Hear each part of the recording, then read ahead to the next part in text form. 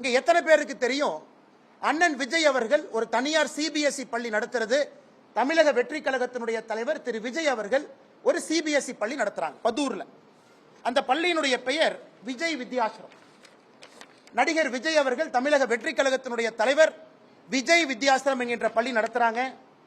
C Joseph Vijay என்கின்ற பேரை பாருங்க, நான் கொடுத்திருக்கிற டாக்குமெண்ட்ல கொஞ்சம் ஜூம் பண்ணுங்க. சி ஜோசப் விஜய் என்கின்றவர் யாரு? அவர் புதுசா மேல இருந்து வந்தாரா?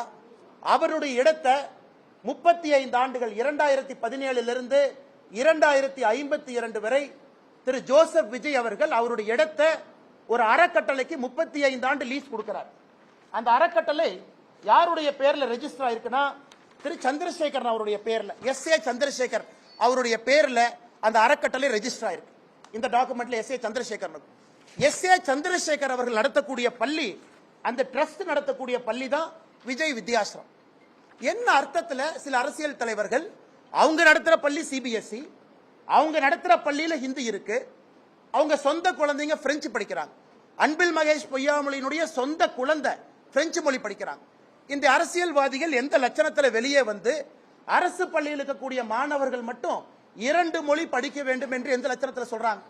அது தமிழக வெற்றி கழக தலைவர் அண்ணன் விஜயாக இருக்கட்டும், அண்ணன் சீமான் அவர்களாக இருக்கட்டும், தமிழகத்தினுடைய பள்ளி கல்வித்துறை அமைச்சராக இருக்கக்கூடிய அன்பில் மகேஷ் பொய்யாமொழியாக இருக்கட்டும்.